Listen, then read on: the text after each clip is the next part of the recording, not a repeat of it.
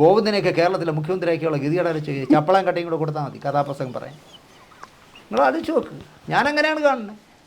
നിങ്ങൾ ഏതെങ്കിലും ഈ മന്ത്രിസഭയിലുള്ള ഒരു മന്ത്രിക്ക് മുഖ്യമന്ത്രി ആവാനുള്ള യോഗ്യത ഉള്ളവരുണ്ടോ എന്ന് നിങ്ങളൊന്ന് പറഞ്ഞേ. ഞാനവർ നാഗപ്പനെ കണ്ട് എൻ്റെ മെമ്പർഷിപ്പ് പുതുക്കണം എന്ന് പറഞ്ഞു. ഞാൻ പറഞ്ഞു എൻ്റെ അച്ഛൻ 10 ജന്മം ജനിക്കണം. ഞാൻ പോയി യാനാവൂർ നാഗപ്പൻ പണ്ട് റേഷൻ കടയിൽ ബില്ല് എഴുതിക്കൊണ്ടിരുന്ന രാഘപ്പനെ കണ്ടെന്നല്ല ഞാൻ കമ്മ്യൂണിസ്റ്റ് വന്നേ. പെരുന്ന പോപ്പിനെ പോടാ പുല്ലേ എന്ന് വിളിക്കുന്ന നായന്മാരാണ് ഇപ്പോൾ അതിൽ ഏറ്റവും കൂടുതൽ വർക്ക് ചെയ്യണത്. പക്ഷേ നായന്മാരെ ഒതുക്കാനാണ് പിണറായി വിജയനും സംഘവും നടക്കണത്. അതിൽ കുറേ നായന്മാരെ ശിവൻകുട്ടി അടക്കം കുറേ എണ്ണം അതിനകത്ത് ഇരിപ്പുണ്ട്. സംസ്ഥാന കമ്മിറ്റിയിലും തേങ്ങയിലൊക്കെ ഒറ്റ എണ്ണത്തിന് മിണ്ടാൻ പറ്റില്ല. ഈ ഗോവിന്ദനെ പോലെ ഒരു വിവരദോഷി ചെന്ന് അവിടെ ചെന്ന് മറ്റേ RSSകാർ ഞങ്ങളെ ഒന്നിച്ച് കെട്ടിപ്പിടിച്ച് കിടന്നിട്ടുണ്ടെന്ന് പറഞ്ഞുകൊണ്ടല്ലേ സ്വരാജ് തോറ്റെ. സംസ്ഥാന കമ്മിറ്റിയിലെങ്കിലും സ്വരാജ് ചോദിക്കുമോ വിവരം കിട്ടവനെ താനാണോ ഞങ്ങളുടെ സംസ്ഥാന സെക്രട്ടറി എന്ന് ചോദിക്കുമോ? വിവരം അറിയും. പിണറായി വന്നതിന് ശേഷം അല്ലെങ്കിൽ ഈ പറഞ്ഞ ചലച്ചിത്ര അക്കാദമിയിൽ ഈ പെണ്ണുകൂടി വന്ന ശേഷം സിനിമയുടെ ഒറ്റ ചടങ്ങിന് എനിക്കൊരു ക്ഷണക്കത്ത് പോലും ആക്കിയില്ല. മഹേഷ് പഞ്ചിനോട് പറഞ്ഞു ദിനേശിന് ഫിലിം ഫെസ്റ്റിവലിൻ്റെ ക്ഷണക്കത്ത് അയച്ചാൽ അന്ന് ഞാൻ നിൻ്റെ പേരിൽ കംപ്ലയിൻറ്റ് എഴുതി കൊടുത്തിട്ട് രാജിവെക്കുമെന്ന് പറഞ്ഞു മഹേഷ് പഞ്ചിനോട്, ഈ ചെയർമാൻ, ഈ പെണ്ണുകൂടിയൻ. താങ്കളൊരു കമ്മ്യൂണിസ്റ്റുകാരനാണ്, പക്ഷെ പറയാതിരിക്കാൻ വയ്യ. പുറമേ നിന്ന് നോക്കുന്ന ഒരാൾക്ക് നമ്മൾ കൊയ്യും വയലെല്ലാം നമ്മുടേതാകും പൈങ്കിളിയെ എന്ന് പറഞ്ഞ് പണ്ട് മുതലേ പാടിയാണ് ഈ വിപ്ലവം അവരുടെ തലയെ കുത്തിവെച്ച് ഇന്ന് എന്താണ് ഈ കോരനും ചാത്തനും കാളിയും ഒക്കെ ഇന്നും പഴയ സ്ഥലത്ത് തന്നെ അവരുടെ പിൻതലമുറയൊക്കെ ഇപ്പോഴും പഴയ സ്ഥലത്ത് തന്നെ. അതുകൊണ്ടാണല്ലോ പാർട്ടി ജാഥയ്ക്ക് ആളുണ്ടാകുന്നത്. അല്ല അതാണ് സുരേഷ്, നിങ്ങളുടെയും പാർട്ടിയുടെയും തെറ്റിദ്ധാരണ അതാണ്. കേരനും കേളവും മാളുവും ഒക്കെ അവർ ഓരോന്നും പുന്നല്ല ശിവകുമാറിനെ പോലുള്ളവരുടെയും വെള്ളാപ്പള്ളിയുടെ സാമൂഹ്യ നീതിയൊക്കെ ആയിട്ടൊക്കെ പോയി വിഘടിച്ച് പോയി. ഇപ്പോൾ SNDP ഒരു നല്ല വിഭാഗം മറ്റേ അയാളെ വിവരം കിട്ട ചെറുക്കം ഉണ്ടാക്കിയ ഒരു പാർട്ടി ഉണ്ടല്ലോ, BDJS എന്ന് പറഞ്ഞാൽ അവന്മാർ പോയി. ഈ കള്ളും കോഴിക്കാലും കിട്ടുമെങ്കിൽ പോവും. പക്ഷേ നിങ്ങൾ DYFയുടെ മനുഷ്യച്ചെങ്കലയോ അല്ലെങ്കിൽ DYFയുടെ പരിപാടികളോ നിങ്ങൾ എടുത്തു നോക്കും. ഞാൻ അന്തസ്സായി അഭിമാനത്തോടെ പറയുന്നു, മറ്റേ പെരുന്ന പോപ്പിനെ പോടാ പുല്ലേ എന്ന് വിളിക്കുന്ന നായന്മാരാണ് ഇപ്പോൾ അതിൽ ഏറ്റവും കൂടുതൽ വർക്ക് ചെയ്യണത്. പക്ഷേ നായന്മാരെ ഒതുക്കാനാണ് പിണറായി വിജയനും സംഘവും നടക്കണത്. അതിൽ കുറേ നായന്മാരെ ശിവൻകുട്ടി അടക്കം കുറേ എണ്ണം അതിനകത്ത് ഇരിപ്പുണ്ട്. സംസ്ഥാന കമ്മിറ്റിയിലും തേങ്ങയിലൊക്കെ ഒറ്റ എണ്ണത്തിന് മിണ്ടാൻ പറ്റില്ല. അവസാനമാക്കി ഇയാളല്ലേ, ഇയാൾ കണ്ണുരുട്ടിയ മൂത്രം ഒഴിക്കുന്നവന്മാരല്ലാത്ത ഏതുണ്ട് സംസ്ഥാന കമ്മിറ്റിയിൽ? ഒരുത്തനും ഇല്ല എന്ന് ഞാൻ വിശ്വസിക്കുന്നു. എന്നെപ്പോലെ ഒരുത്തന്നെ എടുത്തിരുന്നെങ്കിൽ ഞാൻ പറഞ്ഞു തന്നെ, നമുക്ക് പിന്നെ നഷ്ടപ്പെടാമെന്നില്ലല്ലോ. നമുക്ക് MLA സീറ്റോ അല്ലെങ്കിൽ മന്ത്രിസ്ഥാനോ അല്ലെങ്കിൽ ജില്ലാ കമ്മിറ്റി സെക്രട്ടറിയോ ഒക്കെ ആവണമെന്നില്ലല്ലോ. എന്നെ പാർട്ടിയുടെ ബ്രാഞ്ചിൽ 6 മാസം സെക്രട്ടറി ആവാൻ പറഞ്ഞിട്ടില്ല, ആവാത്തവനാണ് ഞാൻ. എൻ്റെ ഭാര്യയോട് നിയമം സർവീസ് ഇപ്പോൾ ഒരുപാട് സാമ്പത്തിക ക്രമക്കേട് കിടക്കുന്ന ബാങ്കിൻ്റെ ഡയറക്ടർ ബോർഡിലേക്ക് മീറ്റിങ്ങിന് ഒന്നൊരു ഒപ്പിട്ടാൽ മതി എന്ന് പറഞ്ഞിട്ട് പോലും പോകാത്തവളാണ് എൻ്റെ ഭാര്യ. മഹിളാ അസോസിയേഷനിൽ കുറച്ചു കാലം പ്രവർത്തിച്ചപ്പോൾ മഹിളാ അസോസിയേഷനിൽ നടക്കുന്ന ചില കാര്യങ്ങൾ വന്ന് അവിടെ ചർച്ച ചെയ്യുന്ന കാര്യങ്ങൾ, അംഗങ്ങൾ തമ്മിൽ തള്ളക്കി വിളിക്കുന്ന കാര്യങ്ങൾ വന്ന് സിന്ധു പറഞ്ഞു, ഞാൻ പറഞ്ഞു നീ പോണ്ട എന്ന് പറഞ്ഞു. കാരണം ഇവള് വഴി ഏറ്റുനോക്കി. അപ്പോൾ അതുകൊണ്ട് എന്നെ തോപ്പിക്കാനൊന്നും പറ്റില്ല. നമ്മളെ പോലെ ഒരാൾ സംസ്ഥാന കമ്മിറ്റിയിലുണ്ടായിരുന്നു. ഇപ്പോൾ സ്വരാജിനെയൊക്കെ ഞാൻ ബഹുമാനത്തോടെ കാണുന്ന ആളാണ്. ഞാൻ കേട്ടെ പിണറായിക്കെതിരെ ഒരക്ഷരം പറയൂ? പറയില്ല. ഇപ്പോൾ വാസവൻ അല്ല ഈ ഗോവിന്ദനെ പോലെ ഒരു വിവരദോഷി ചെന്ന് അവിടെ ചെന്ന് മറ്റേ RSSകാർ ഞങ്ങളെ ഒന്നിച്ച് കെട്ടിപ്പിടിച്ച് കിടന്നിട്ടുണ്ടെന്ന് പറഞ്ഞുകൊണ്ടല്ലേ സ്വരാജ് തോറ്റെ. സംസ്ഥാന കമ്മിറ്റിയിലെങ്കിലും സ്വരാജ് ചോദിക്കുമോ വിവരം കിട്ടവനെ താനാണോ ഞങ്ങളുടെ സംസ്ഥാന സെക്രട്ടറി എന്ന് ചോദിക്കുമോ? വിവരം അറിയും. കാരണം അത് പിണറായിയുടെ നോമിനിയാണ്. നമ്മൾ ഈ ഏകാധിപതികളെക്കുറിച്ച് കരുണാകരനടക്കം ഇന്ദിരാഗാന്ധി അടക്കം ഒരുപാട് പേരെക്കുറിച്ച് ഏകാധിപതി എന്നൊക്കെ പറഞ്ഞ് നമ്മൾക്ക് പാർട്ടി ക്ലാസ് ജവഹർ സഖാവ് എന്ന് പറഞ്ഞൊരാളുണ്ട്, ജവഹർ. അദ്ദേഹം PJ തങ്കപ്പനുമൊക്കെയാണ് ഞങ്ങൾക്ക് പാർട്ടി ക്ലാസ് എടുത്തിരുന്നത്. അവരൊക്കെ പറഞ്ഞു തന്ന ഒരുപാട് കാര്യങ്ങൾ നമ്മുടെ മനസ്സിലുണ്ട്. കാരണം മറ്റേ പാർട്ടികളിലൊക്കെ ഏകാധിപത്യമാണ്. കേരളത്തിലെ കോൺഗ്രസ്സിൽ എന്ത് വേണമെന്ന് കരുണാകരനാണ് തീരുമാനിക്കുന്നത്. അതുകൊണ്ടാണ് കമ്മ്യൂണിസ്റ്റുകാരനായ സുകുമാരനെ KSFDCയുടെ ചെയർമാനാക്കിയപ്പോഴും ഒരു കോൺഗ്രസ്സുകാരൻ ആൻ്റണി പോലും മിണ്ടാത്തത്. അതുപോലെയാണ് ഇന്ദിരാഗാന്ധി. അവർ അടിയന്തരാവസ്ഥ തോന്നുമ്പോൾ പ്രഖ്യാപിക്കും. അത് അങ്ങനെയാണ് നമ്മളെ പാർട്ടി. അങ്ങനെയല്ല, നമ്മൾ ഉൾപാർട്ടി ജനാധിപത്യമുള്ള അകത്താർക്ക് സംസാരിക്കുന്ന അകത്ത് AK സെൻറ്ററിനകത്ത് ആവനങ്ങൾ സംസാരിച്ചാൽ അവൻ അന്ന് തീരും. മനസ്സിലായ? പിണറായി വിജയൻ തീരുമാനിക്കും. അതാണ് ഇന്നത്തെ കമ്മ്യൂണിസ്റ്റ് പാർട്ടി. അല്ല, എന്തുകൊണ്ടാണ് താങ്കളെ പോലുള്ള തിരിച്ചറിവ്? നമ്മൾ സിനിമയിലാണ് തുടങ്ങിയെങ്കിലും ഇപ്പോൾ ഒരു കമ്മ്യൂണിസ്റ്റ് സഹയാത്രികൻ എന്നുള്ള നിലയിൽ താങ്കൾ ഇതൊക്കെ വെട്ടിത്തുറന്ന് ഒരിക്കലും ഒരാളും പറയാത്തൊരു കാര്യമാണ്. ഒന്നുകിൽ പലരുമായി നമ്മൾ സംസാരിച്ചപ്പോൾ അവർക്കെല്ലാം താങ്കളുടെ അഭിപ്രായമാണെങ്കിൽ പോലും അവരൊക്കെ ക്യാമറയ്ക്ക് മുന്നിൽ പറയാൻ തയ്യാറായിട്ടില്ല. പക്ഷേ എന്തുകൊണ്ടാണ് താങ്കൾ ഈ പറയുന്ന കാര്യങ്ങളൊക്കെ പലർക്കും അറിയാമെങ്കിലും പലരും ഇത് തുറന്നു പറയാൻ തയ്യാറാകുന്നില്ല? അവർക്ക് അവസരങ്ങൾ വേണമെന്നുള്ളതുകൊണ്ട്. എന്നെ കഴിഞ്ഞ പിണറായി വന്നതിന് ശേഷം അല്ലെങ്കിൽ ഈ പറഞ്ഞ ചലച്ചിത്ര അക്കാദമിയിൽ ഈ പെണ്ണുകൂടി വന്ന ശേഷം സിനിമയുടെ ഒറ്റ ചടങ്ങിന് എനിക്കൊരു ക്ഷണക്കത്ത് പോലും ആക്കിയില്ല. മഹേഷ് പഞ്ചിനോട് പറഞ്ഞു ദിനേശിന് ഫിലിം ഫെസ്റ്റിവലിൻ്റെ ക്ഷണക്കത്ത് അയച്ചാൽ അന്ന് ഞാൻ നിൻ്റെ പേരിൽ കംപ്ലയിൻറ്റ് എഴുതി കൊടുത്തിട്ട് രാജിവെക്കുമെന്ന് പറഞ്ഞു മഹേഷ് പഞ്ചിനോട്, ഈ ചെയർമാൻ, ഈ പെണ്ണുകൂടിയൻ. പക്ഷേ 9 വർഷം കഴിഞ്ഞിട്ട് കോൺക്ലേവിന് വിളിച്ചു, KSFDC വിളിച്ചു വെച്ചു. ഇനി വഴിതെറ്റി വിളിച്ചാണെന്ന് പറഞ്ഞാൽ ഒരു പെൺകുട്ടിയും 2 ആണുങ്ങളും വിളിച്ചു. ഞാൻ വരും. അല്ല സാർ ഫുഡ് അക്കോമഡേഷനൊക്കെ ഉള്ള. ഞാൻ അക്കോമഡേഷൻ ഞാൻ തിരുവനന്തപുരത്തുകാരാണ്, ഞാൻ വരും. ഞാൻ പങ്കെടുത്തു 2 ദിവസവും ഫുൾ ആദ്യ അവസാനം വരെ പങ്കെടുത്തു. അല്ലാതെ ചെന്ന് തല കാണിച്ചിട്ട് ക്യാമറയുടെ ഫ്രണ്ടിൽ കൂടെ നടന്നു പോകുന്ന പരിപാടിയല്ല. അവസാന പരിപാടിയിൽ നിൽക്കി എന്നാൽ അവരുടെ 2 ദിവസത്തെയും ഡിന്നറിൽ പങ്കെടുക്കാതിരിക്കുകയും ചെയ്തു. ഉച്ചയ്ക്കൊക്കെ അവിടെ നിന്നുണ്ട്, നല്ല സദ്യയൊക്കെ ആയിരുന്നു. പക്ഷേ ഞാൻ നിങ്ങൾ ആലോചിച്ചു, ഞാൻ എന്ത് തെറ്റ് ചെയ്തിട്ടാണ് എന്നെ ഈ കഴിഞ്ഞ 9 വർഷമായിട്ട് പാർട്ടി മഴയത്ത് നിർത്തിയത്? അല്ലെങ്കിൽ ഈ ഡബ്ബിങ് ആർട്ടിസ്റ്റ് കൊടുത്ത നുണ കേട്ടിട്ട് ആനാവൂർ നാഗപ്പൻ പറഞ്ഞെന്ന് ഡബ്ബിങ് ആർട്ടിസ്റ്റ് മതി നമുക്ക്, ഈ ദിനേശ് എന്ന് പറഞ്ഞാൽ വേണ്ട, അവൻ്റെ പാർട്ടി മെമ്പർഷിപ്പും കട്ട് ചെയ്തിരെന്ന് പറഞ്ഞു. എൻ്റെ ആരോ വിളിച്ച് DFIയുടെ അത് പറഞ്ഞത് ശരിയല്ലെങ്കിൽ അവൻ്റെ ആളിനെ അറിയപ്പെടും, അതുകൊണ്ട് വേണ്ട. ഒരു DFI നേതാവ് തിരുവനന്തപുരത്തുള്ള അയാൾ വിളിച്ചിട്ട് എൻ്റെ പറഞ്ഞു, താങ്കളൊന്ന് പിണറായി ഇയാളെ ഈ ആനാവൂർ നാഗപ്പനെ കണ്ട് എൻ്റെ മെമ്പർഷിപ്പ് പുതുക്കണം എന്ന് പറഞ്ഞു. ഞാൻ പറഞ്ഞു, എൻ്റെ അച്ഛൻ 10 ജന്മം ജനിക്കണം, ഞാൻ പോയി ഈ ആനാവൂർ നാഗപ്പൻ പണ്ട് റേഷൻ കടയിൽ ബില്ല് എഴുതിക്കൊണ്ടിരുന്ന രാഘപ്പനെ കണ്ടെന്നല്ല ഞാൻ കമ്മ്യൂണിസ്റ്റത്തിൽ വന്നേ. എനിക്ക് അവൻ സംസ്ഥാന കമ്മിറ്റി മെമ്പറല്ല, പോളിറ്റ് ബ്യൂറോയിൽ എത്തിയെന്ന് പറഞ്ഞാൽ ഞാൻ ആനാവൂർ നാഗപ്പനെന്നും കണ്ട് കെഞ്ചൂല, എൻ്റെ മെമ്പർഷിപ്പ് ഒന്ന് പുതുക്കുമോ എന്ന് കരുതാൻ. കാരണം കമ്മ്യൂണിസ്റ്റുകാരനാവാൻ മെമ്പർഷിപ്പ് എന്തിനാ മെമ്പർഷിപ്പ്? ഒരാവശ്യമില്ല. ഇപ്പോൾ തന്നെ നിങ്ങൾ നോക്കിക്കോളൂ, വരുന്ന ഇലക്ഷനിൽ CPIക്ക് വരാൻ പോണ പാട്. CPIക്ക് ആയിരിക്കും ഈ മുന്നണിയിലെ ഏറ്റവും നഷ്ടം വരാൻ പോകുന്നത്. കാരണം ബിനോയ് വിശ്വത്തിനെ പോലെ ഒരു മാനിൻ്റെ സ്വഭാവമുള്ള ഒരു മനുഷ്യനൊന്നും അല്ല പാർട്ടിയുടെ സെക്രട്ടറിയായിട്ട് ഇരിക്കേണ്ടേ. പക്ഷെ അദ്ദേഹം പോലും നിലപാട് ഇല്ല, നിലപാടുണ്ടായിട്ട് കാര്യമില്ലെന്ന് ഇയാളുടെ പറയാൻ പറ്റുമോ? ഈ CPMനോട് എന്തെങ്കിലും പറയാൻ പറ്റുമോ? ഇതാ ജില്ലാ സമ്മേളനങ്ങൾ നടക്കുന്നിടത്തെല്ലാം ബിനോയ് വിശ്വനെ എടുത്തു കൊടുക്കുകയല്ലേ. മാനൊന്നും ആയിരുന്നൊരു കാര്യമില്ല. ഏറ്റവും ചുരുങ്ങിയത് ഒരു കാനൻ രാജേന്ദ്രനെങ്കിലും ആയിരിക്കണം. എന്തെന്നേട്ടാ കുന്തെന്ന് പറയാനും അല്ലെങ്കിൽ വെളിയത്തിനെ പോലെ പോടാവില്ലേ എന്ന് പറയാനുള്ള ചങ്കൂറ്റമില്ല. അവസാന കാലത്ത് അദ്ദേഹം പോലും പിണറായി എതിർക്കാൻ തയ്യാറായില്ല എന്നുള്ളതാണ്. വെളിയോ അല്ല സോറി കാനം അത് ചില ഭീഷണികൾ കയ്യിലുണ്ടെങ്കിൽ പറ്റുമല്ലോ. ഈ മക്കളൊക്കെ ഉണ്ടെങ്കിൽ കമ്മ്യൂണിസ്റ്റുകാരന് ഇപ്പോൾ പറ്റുന്നൊരു കുഴപ്പം, മക്കൾ വഴിതെറ്റിയാൽ ഈ തത്തമാരെ വരച്ചവരെ നിർത്താൻ പറ്റും. ഇവിടെ ഇപ്പോൾ ഇരിക്കുന്നതിൽ ഒരുമാതിരിപ്പെട്ടവന്മാരെയൊക്കെ ഒരക്ഷരം മിണ്ടാൻ പറ്റാത്ത എന്താണെന്ന് ചോദിച്ചാൽ എനിക്കറിയാതൊക്കെ ഈ മക്കൾ കാണിക്കുന്ന ചില കുഴപ്പങ്ങളില്ലേ. നിങ്ങൾ പ്രായപരിധി കഴിഞ്ഞില്ലേ, സംസ്ഥാന കമ്മിറ്റിയിൽ എന്തിനാണ് പങ്കെടുക്കണേ എന്ന് കേൾക്കും മിണ്ടാത്തത്. മിണ്ടാൻ പറ്റില്ല. അവസ്ഥയിലേക്ക് മക്കൾ കൊണ്ടെത്തിച്ചിട്ടുണ്ട്. ആ മക്കളെ പേടിച്ചിട്ട് അല്ലെങ്കിൽ മക്കളെ പിടിച്ച് അകത്തുനിന്ന് പേടിക്കുമ്പോഴാണ് ഇവരെല്ലാം ഈ പറയുന്ന ഏകാധിപതിയുടെ അല്ലെങ്കിൽ ഒരു ഹിറ്റ്ലർ മോഡൽ ഭരണം നടത്തുന്ന ആളിൻ്റെ കീഴിൽ നിന്നു പോകുന്നത്. അതുകൊണ്ട് ഗതികേട് കൊണ്ടാണ്. നേരെ മറിച്ച് എന്നെപ്പോലെ ഒരുത്തം അങ്ങനെ അത്തരം പൊസിഷനിലൊന്നും എത്തിയില്ല, എൻ്റെ മോൻ അങ്ങനെ വഴിവിട്ട കമ്പനികളൊന്നും തുടങ്ങിയിട്ടും ഇല്ലാത്തതുകൊണ്ട് കുഴപ്പമില്ല. പക്ഷേ അതല്ലല്ലോ. ഇതോടുകൂടി ഈ കട അടയ്ക്കാൻ പോകണം, അതുകൊണ്ട് എല്ലാവരും ഭാരമുള്ളവൻ വാരിക്കുമെന്ന് പറഞ്ഞാൽ എല്ലാം ഭാരമില്ലേ, എല്ലാവരും മക്കളും ഭാരമില്ലേ. നിങ്ങൾ ഓരോരുത്തരുടെ ബാക്ക്ഗ്രൗണ്ടിൽ നിങ്ങൾ ഭയങ്കര അഗ്രസീവായ പത്രപ്രവർത്തകരല്ലേ, നിങ്ങൾ എന്താ അന്വേഷിക്കാത്ത? ഓരോ മന്ത്രിമാരുടെ ബാക്ക്ഗ്രൗണ്ടിൽ അവരുടെ കുടുംബങ്ങൾ എവിടെയൊക്കെ ബിനാമി എന്തൊക്കെ വാങ്ങുന്നു, എന്തൊക്കെ വാരിപ്പോ. അല്ല, അവിടെയാണ് വിഷയം.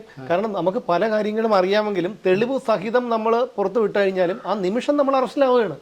അല്ല, അറസ്റ്റിലാവുക അല്ല, കഴിഞ്ഞ അറിയാലോ. ഞാൻ പറയുന്നത് ഒട്ടം ഗോപാലകൃഷ്ണൻ പോലെ മണ്ടത്തരം കാണിക്കരുത്. എനിക്കൊന്നും അറിഞ്ഞൂടാ, മാപ്പ്, കോടതി ചെന്ന് മാപ്പ്. അങ്ങനെയല്ല, ഒരിക്കലുമില്ല. അതായത് ചില പരാമർശങ്ങൾ നടത്തി അല്ലെങ്കിൽ അത്തരം കാര്യങ്ങൾ തെളിവ് സഹിതം പുറത്തുവിട്ടത് കൊണ്ടാണല്ലോ സംസ്ഥാനത്തെ DGPയും ചീഫ് സെക്രട്ടറിയും കഴിവുകെട്ട ഉദ്യോഗസ്ഥരാണെന്ന് പറഞ്ഞു, കേരളത്തിലെ ജനങ്ങൾ ഇനിയും വായിൽ പഴവും തിരികെ ഇരിക്കാതെ പ്രതികരിക്കണമെന്ന് പറഞ്ഞു എന്നുള്ളൊരു കുറ്റം ചുമത്തി എൻ്റെ ഓഫീസ് റെയ്ഡ് ചെയ്തു. അതെങ്ങനെ എടുക്കുന്നേ? സുപ്രീം കോടതി ജഡ്ജിയെ നിങ്ങൾക്ക്, സുപ്രീം കോടതി ജസ്റ്റിസിനെ നിങ്ങൾക്ക് അവിടെ കേസ് തീർന്നു, കേസ് അവിടെ തീർന്നു. എൻ്റെ സാധനങ്ങളെല്ലാം കൊണ്ടുപോയപ്പോൾ അവരുടെ നെഞ്ചിലെ കല്ലിറങ്ങി, തീർന്നു. തെളിവുകളല്ല അതിനകത്ത്. പിന്നെ നമ്മൾ ഭയപ്പെടില്ല എന്നായിരുന്നു. കുറേ ദിവസം പലരും പറഞ്ഞത് കേട്ട് ഇനി മര്യാദയ്ക്കൊക്കെ ജീവിക്കണം, എന്തിനവരെ പറയാൻ പോണം, അവരൊരിക്കലും നന്നാവില്ല എന്നൊക്കെ പറഞ്ഞു നമ്മൾ കുറച്ച് ദിവസമൊക്കെ ഒന്ന് കൺട്രോൾ ചെയ്തു. പക്ഷേ യഥാർത്ഥത്തിൽ നമ്മൾ ഇപ്പോൾ നമുക്കത് പറ്റുന്നില്ല എന്നേ. എത്രത്തോളം നമ്മൾ ഇത് കണ്ടുകൊണ്ടിരിക്കും, ഈ ചില അനീതികൾക്കെതിരെ നമ്മൾ കണ്ണടച്ചിരിക്കും? പറ്റില്ല. താങ്കൾ പറയുന്നത് വളരെ ശരിയായിട്ടുള്ളൊരു കാര്യമാണ്.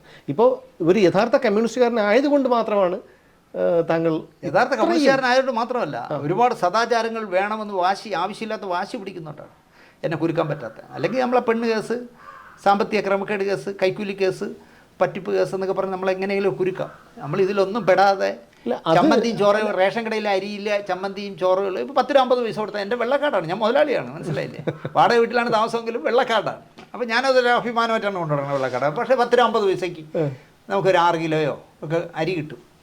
ഞാൻ സിന്ധുവല്ലേ ഉള്ളൂ, ഞങ്ങൾക്ക് 2 പേർക്ക് അത് മതി, എൻ്റെ പാർവിനും കൂടെ ചേർത്താൽ മതി. അല്ലെങ്കിൽ ആ റേഷൻ കടയിലോ അല്ലെങ്കിൽ പരിചയമുള്ള റേഷൻ കടകളിൽ ചെന്നിട്ട് ഒരു 10 കിലോ അരി വരുമോ എന്ന് കേട്ടാൽ തരും. 25 രൂപ വെച്ച് കൊടുത്താൽ മതി. അപ്പോൾ ഈ സൗജന്യം കൊടുക്കാനുള്ള അരി അവിടെ ഉണ്ടല്ലോ, അതിൽ നിന്ന് 25 രൂപ വെച്ച് 10 കിലോയ്ക്ക് 250 രൂപ കൊടുത്താൽ നമുക്ക് 10 കിലോ അരിയായി. നമുക്ക് ഈ 60 രൂപ കൊടുത്ത് സുലേഖ വാങ്ങിക്കണ്ട, മനസ്സിലായില്ലേ? മട്ട അരിയിലെ തിന്നുള്ളൂ എന്നുള്ള യാതൊരു വാശിയില്ല. അതുകൊണ്ട് ജീവിതം വളരെ സിമ്പിളായോണ്ടേ നമ്മൾ ചമ്മന്തി ചോറായാൽ ഞാൻ താജ് ഹോട്ടലിൽ കഴിക്കുന്നതിനേക്കാൾ ആസ്വദിച്ചാൽ കഴിക്കണം. 50 രൂപയ്ക്ക് തിരുമല ചെന്ന് ചക്ക വാങ്ങിയാൽ, ഇന്ന് ചക്ക കറി ഉണ്ടാക്കിയാൽ ഉച്ചയ്ക്ക് മൃഷ്ടാന്ന ഭോജനം പോലെ ഈ ചക്കയും കൂട്ടി തീയലൊക്കെ കൂട്ടി കഴിക്കുക. രാത്രി അതിലെ ബാക്കി ചക്ക കൊണ്ട് കറിയുണ്ട്, ഒരു നാരങ്ങ അച്ചാറും കൂടെ വരവിയാൽ, ഞാൻ സത്യമായിട്ട് പറയുന്നത് സുമേഷേ, തിരുവനന്തപുരത്തെ നമ്മുടെ യൂസഫ് അലി സാഹിബിൻ്റെ ഹോട്ടലിൽ കഴിക്കുന്നതിനേക്കാൾ ആസ്വദിച്ചാണ് ഞാൻ കഴിക്കണം. പിന്നെ ഞാൻ വെജിറ്റേറിയൻ കൂടെ ആയതുകൊണ്ട് ഇതൊക്കെ ഭയങ്കര ഇഷ്ടമാണ്. ഒരു കാന്താരി മുളകും കൂടെ ഉണ്ടെങ്കിൽ നമ്മൾ കഴിക്കും. ഇങ്ങനെ ജീവിക്കുന്നുണ്ട്, എന്നെ ആർക്കും വിലക്കെടുക്കാൻ പറ്റില്ല. നേരെ മറിച്ച് ഞാൻ ഈ കാണുന്നവരെയൊക്കെ പറ്റിച്ച് സിനിമയിൽ ചാൻസ് കൊടുക്കാമെന്ന് പറഞ്ഞ് കാണുന്ന പെൺപിള്ളേരെയൊക്കെ ഉപയോഗിച്ച്, അല്ലെങ്കിൽ നിനക്ക് വേഷം തരാം, ഒരു 5 ലക്ഷം കൊണ്ടുപോകാന്ന് പറഞ്ഞാൽ ഒരു 5-6 പേര് മാസം വാങ്ങിച്ച് തിന്നുകൊണ്ട് നടക്കുന്നതാണെങ്കിൽ എൻ്റെ പേര് കേസൊക്കെ വരും. ഇത് അതൊന്നും ഇല്ലാത്തതുകൊണ്ടേ നമ്മൾ ഒതുങ്ങി ജീവിക്കുന്നുണ്ട്. കഴിയുമെങ്കിൽ വീട്ടിൽ നിന്ന് പോലും ഞാൻ പുറത്തു പോകില്ല, ആവശ്യത്തിനല്ലാതെ പുറത്തു പോകില്ല. വീട്ടിനകത്തിരുന്ന് വായിക്കുക, എഴുതുക, ആവശ്യമില്ലാത്ത കാര്യങ്ങൾ ചിന്തിക്കുക. അപ്പോഴൊക്കെയാണ് ഈ രോഷം എനിക്ക് വരണം. ഏത് ഈ എൻ്റെ പാർട്ടിയുടെ ഗതികേടൊക്കെ ഞാൻ ആലോചിക്കുന്നത്. വെറുക്കപ്പെട്ടവനെന്ന് VS വിളിച്ച സിംഗപ്പൂരിൽ കിഡ്നി കച്ചവടം ചെയ്ത് കോടികളുണ്ടാക്കുന്ന ഒരുത്തനെ വെറുക്കപ്പെട്ടവൻ എന്ന് VS വിളിച്ചെങ്കിൽ, അവൻ്റെ അച്ഛൻ ചത്തപ്പോഴും അവൻ്റെ എല്ലാ കാര്യത്തിനും കൂടെ പോവുകയും അവനെ കൊണ്ട് VSനെ തള്ളക്കി വിളിക്കുന്ന സിനിമ രഞ്ജി പണിക്കരെ കൊണ്ട് നിർമ്മിച്ച് സംവിധാനം ചെയ്യിക്കുകയും അവൻ്റെ പൈസയിലാണ്. അച്യുതാനന്ദനെ ചീത്ത വിളിച്ചെന്ന് പറഞ്ഞിട്ട് ഈ അച്യുതാനന്ദനെ ഇവിടുന്ന് ആലപ്പുഴ വരെ കൊണ്ടുപോകുന്ന കാഴ്ച നിങ്ങൾ കണ്ടില്ലേ? കേരളത്തിലെ ഏതെങ്കിലും ഇനിയൊരു കമ്മ്യൂണിസ്റ്റുകാരന് ഇതിൻ്റെ 10-1 കിട്ടും. അവിടെയാണ് അത് ജനങ്ങളെല്ലാം കണ്ടുകൊണ്ടിരിക്കുകയാണെന്നുള്ളതിൻ്റെ ഉദാഹരണമാണ്. കാരണം അവിടെ തടിച്ചുകൂടിയവർ, വഴിയരികിൽ തടിച്ചുകൂടിയവരാരും കമ്മ്യൂണിസ്റ്റുകാർ മാത്രമായിരുന്നില്ല. അതായത് സാധാരണക്കാരായ മനുഷ്യനെ കാണാനാണ്, കമ്മ്യൂണിസ്റ്റുകാരനായ ഒരു മനുഷ്യനെ അവസാനമായിട്ട് കാണാനാണ്. നിങ്ങൾ ആലോചിച്ച് നോക്ക്, അദ്ദേഹം വെറുക്കപ്പെട്ടവനെന്ന് വിളിച്ചവനെ മച്ചമ്പി എന്ന് പറഞ്ഞു കൊണ്ടു കിടക്കുന്ന ഒരു നേതാവിനെ എങ്ങനെ നമ്മൾ ബഹുമാനിക്കും? എന്നാലും എനിക്ക് ഇയാളെ ബഹുമാനമാണ്. കാരണം ഇയാളുടെ ചില കാര്യങ്ങളെ നമുക്ക് വേറൊരാൾ ആ പാർട്ടിയിലില്ല ഇതുപോലെ നിൽക്കാൻ. ഞാനിപ്പോൾ ആലോചിക്കും, പിണറായി വിജയൻ്റെ ശേഷം കമ്മ്യൂണിസ്റ്റ് പാർട്ടി കേരളത്തിൽ ആരും നയിക്കുമെന്ന്. ഇതുപോലെ പാർട്ടിയെ എന്താ പറയുക, ചങ്കൂറ്റത്തോടെ കൊണ്ടു നടക്കാൻ അല്ലെങ്കിൽ കൺട്രോൾ ചെയ്ത് കൊണ്ടു നടക്കാൻ പറ്റിയ വേറൊരു നേതാവില്ലെന്നേ. ഗോവിന്ദനെയൊക്കെ കേരളത്തിലെ മുഖ്യമന്ത്രിയാക്കിയുള്ള ഗതികേടാലോചിച്ച് ചപ്പളാൻ കട്ടയും കൂടെ കൊടുത്താൽ മതി കഥാപ്രസംഗം പറയാൻ. നിങ്ങൾ ആലോചിച്ച് നോക്ക്, ഞാനങ്ങനെയാണ് കാണുന്നത്. നിങ്ങൾ ഏതെങ്കിലും ഈ മന്ത്രിസഭയിലുള്ള ഒരു മന്ത്രിക്ക് മുഖ്യമന്ത്രി ആവാനുള്ള യോഗ്യത ഉള്ളവരുണ്ടോ എന്ന് നിങ്ങളൊന്ന് പറഞ്ഞേ. കമ്മ്യൂണിസ്റ്റ് പാർട്ടി അതൊന്നും കമ്മ്യൂണിസ്റ്റ് പാർട്ടിയിൽ അതൊന്നും നടക്കില്ല. അതൊക്കെ നടക്കാത്ത കാര്യങ്ങൾ നടന്നുകൊണ്ടിരിക്കുന്നത്. നടക്കാത്ത കാര്യങ്ങൾ നടക്കും, പക്ഷേ അതുകൊണ്ട് മന്ത്രി വരെ ആക്കാമായിരിക്കും. പക്ഷേ റിയാസ് പിണറായി വിജയൻ്റെ മകളെ കട്ടിയതുകൊണ്ടല്ലല്ലോ അവൻ നേതാവായേ, അവൻ മന്ത്രിയായത്. അവൻ്റെ നിങ്ങൾ പാരമ്പര്യം എടുത്ത് നോക്കണം. അവൻ്റെ ഒരു വലിയ പോലീസ് ഓഫീസറുടെ മകനായിട്ട് പോലും കുട്ടിപ്രായത്തിൽ SFIയിലൂടെ അവൻ എന്തെല്ലാം സമര പോരാട്ടങ്ങളിലൂടെയാണ് വന്നത്. അല്ല, അവിടെ തെറ്റി. അതായത് പിണറായി വിജയന്റെ മരുമകനായതുകൊണ്ടാണ് റിയാസ് മന്ത്രിയായതെന്ന് ഞാൻ പറയും. നിങ്ങൾ പറഞ്ഞോ? അങ്ങനെ നിങ്ങൾ പറഞ്ഞാൽ ഞാൻ എന്ത് പറയുന്നത് അറിയോ? ഈ സംസ്ഥാന കമ്മിറ്റിയിലുള്ള ബാക്കി എല്ലാവരും കിഴങ്ങന്മാരാണെന്ന് പറയേണ്ടി വരും. അല്ല, ഞാൻ ഭരണനഗരം മൂത്രം ഒഴിക്കാൻ പോയപ്പോഴാണല്ലോ AK ആന്റണി മുരളിയെ നേതാവാക്കി. അതെ, അല്ലെങ്കിൽ ഞാനത് പറയുന്നത് വ്യക്തിപരമായിട്ടുള്ള വൈരാഗ്യം. കാരണം അദ്ദേഹം ജയിച്ച് പിണറായി വിജയന്റെ മകളെ വിവാഹം കഴിച്ചതിന് ശേഷമാണ് ജയിക്കുമെന്ന് ഉറപ്പുള്ള ബേപ്പൂരിൽ സീറ്റ് കൊടുത്ത് ജയിപ്പിച്ചു. അങ്ങനെ പറയരുത്. റിയാസിനെ പറ്റി, റിയാസിന്റെ ത്യാഗപൂർണമായ രാഷ്ട്രീയ ജീവിതത്തെ കുറിച്ച് അങ്ങനെ പറയരുത്. ശരിയാണെങ്കിൽ ഞാൻ ചോദിച്ചോട്ടെ, ഐഷ പോറ്റി 4 തവണ MLA ആളാണ്. അതേ ആവശ്യമുള്ളൂ. അവര് അതിന്റെ ആവശ്യമുള്ളൂ. 2 തവണ കൊടുക്കാവൂ. അവരെ ഒഴിവാക്കി. അതെ, പോട്ടെ. ബാലകൃഷ്ണനെ തോപ്പിച്ചുകൊണ്ട് മാത്രമാണ് 4 തവണ കിട്ടിയത്. അല്ല, പക്ഷെ ഒരു കാര്യമുണ്ട്, ഒരിക്കലും ഒരു കറപുരളാത്ത രാഷ്ട്രീയ ജീവിതം നയിച്ച ഒരാളാണ് ഐഷ പോറ്റി. ഒരു വളരെ മാന്യമായി. നിങ്ങൾ പാർട്ടിക്കാരി അല്ലാത്ത ഐഷ പോറ്റിയെ പറ്റി നിങ്ങൾ പോയിക്കൊണ്ട് നടക്കുന്ന പാലൊളി മുഹമ്മദ് കുട്ടി അങ്ങനെ അങ്ങോട്ട് എഴുതി കൊടുത്തില്ലേ? കമ്മ്യൂണിസ്റ്റുകാരന് അങ്ങനെ ആയിരിക്കണം. എന്നെ ഇനി സംസ്ഥാന കമ്മിറ്റിയിലോ നിയമസഭാ മത്സരത്തിലോ പങ്കെടുപ്പിക്കരുതെന്ന് അങ്ങോട്ട് എഴുതി കൊടുത്ത സഖാവാണ് പാലൊളി. ആ പാലൊളിയൊന്നും ഇനി ഉണ്ടാവില്ല ഒരിക്കലും. അപ്പൊ ഐഷ പോറ്റി മാത്രമല്ല, ഞാൻ പറഞ്ഞു വന്നത്, നിങ്ങൾക്ക് ഒരുപാട് പേരെ വേണമെങ്കിൽ ഞാൻ പറഞ്ഞുതരാം. പാല് വിറ്റ് രാവിലെ 4 മണി കഴിച്ച് പശുവിനെ കറന്ന് ആ ശശീന്ദ്രനാണ് വയനാട് പൂക്കോട് അർജുൻ ഉണ്ടല്ലോ, സിദ്ധാർത്ഥന്റെ കൊലവുമായി ബന്ധപ്പെട്ട് പ്രതികൾക്ക് വേണ്ടി വന്നതും കൂടെ നമ്മൾ ഓർക്കണം. ആയിക്കോട്ടെ, ശരിയായിരിക്കും. അദ്ദേഹത്തിന്റെ ഈ ലളിത ജീവിതം ശരി തന്നെയാണ്. പാർട്ടിക്ക് വേണ്ടി ഒരു അങ്ങനെയുള്ള കമ്മ്യൂണിസ്റ്റുകാരൊന്നും ഇനി കിട്ടില്ല ഒരിക്കലും. ഇപ്പോൾ ഉള്ളത് കിട്ടുന്ന സമയത്ത് വാരുക, നമ്മൾക്ക് നമ്മുടെ പിള്ളേർക്കും വാരുക എന്നുള്ളതാണ്.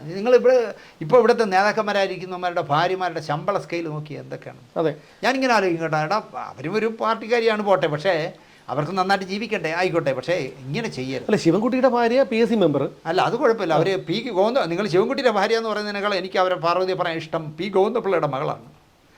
കമ്മ്യൂണിസ്റ്റ് താത്വിക ആചാര്യനായിരുന്ന ഒരു പരിധിവരെ EMSനേക്കാളും മുകളിൽ ചിന്തിച്ചിരുന്ന ചില അബദ്ധങ്ങൾ കാണിച്ചതുകൊണ്ട് വെട്ടിനിരത്തിയ അദ്ദേഹവുമായി ഒരിക്കലും ശിവൻകുട്ടിയൊന്നും താരതമ്യപ്പെടുത്താൻ ശിവൻകുട്ടി അങ്ങനെ താരതമ്യപ്പെടുത്തും. അയാൾ മരുമോനല്ലേ, ഞാൻ പാർവതിയാണ് പറഞ്ഞത്. അല്ല, അങ്ങനെയാണെങ്കിൽ പോലും അങ്ങനെയുള്ള ഒരാളിൻ്റെ മകളാണ്. പക്ഷേ അങ്ങനെയുള്ള നിങ്ങൾക്ക് വേണമെങ്കിൽ വേറൊരു കാര്യം പറഞ്ഞുതരാം. ഇതേ പാർവതിയുടെ സഹോദരൻ ഏഷ്യാനെറ്റിൻ്റെ വാർത്തയുടെ ഹെഡായിരുന്നപ്പോൾ എൻ്റെ നല്ല അടുപ്പക്കാരനാണ് MG രാധാകൃഷ്ണൻ.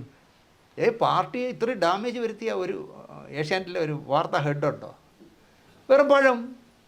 അവിടെ വേറെ മറ്റേ മാനസിക രോഗികളുണ്ടല്ലോ, അവർ തീരുമാനിക്കും വാർത്ത. പാർട്ടിക്കെതിരെ തള്ളക്കി വിളിക്കുമ്പോൾ ഇയാളാണ് വാർത്തയുടെ ഹെഡ്. ഒരു റോളും ഇല്ല പുള്ളിക്ക്. അങ്ങനെയൊക്കെ പറയണമെങ്കിൽ ഒരുപാട് പറയാനുണ്ട്. പക്ഷേ അതല്ല ഞാൻ പറയണേ. പാർട്ടിയുടെ തലപ്പത്ത് നിൽക്കുന്ന അല്ലെങ്കിൽ സംസ്ഥാന കമ്മിറ്റിയിലുള്ളവരുടെയൊക്കെ ഭാര്യമാരും മക്കളും ഇരിക്കുന്ന പൊസിഷനുകൾ ഇപ്പോൾ. അപ്പോൾ ചോദിക്കും, എന്നും പരിപ്പൊടിയും തേയിലുള്ള കുടിച്ചാൽ പോരുന്നിട ഇല്ല, അത് പോരാ. പക്ഷേ നമ്മൾ കുറച്ചൊന്ന് ബാലൻസ് ചെയ്യണം. അല്ല നമ്മൾ പാർട്ടിയിലുള്ളവന്മാർ മാത്രം കാശുണ്ടാക്കിയാൽ മതി എന്ന് പറഞ്ഞാലേ.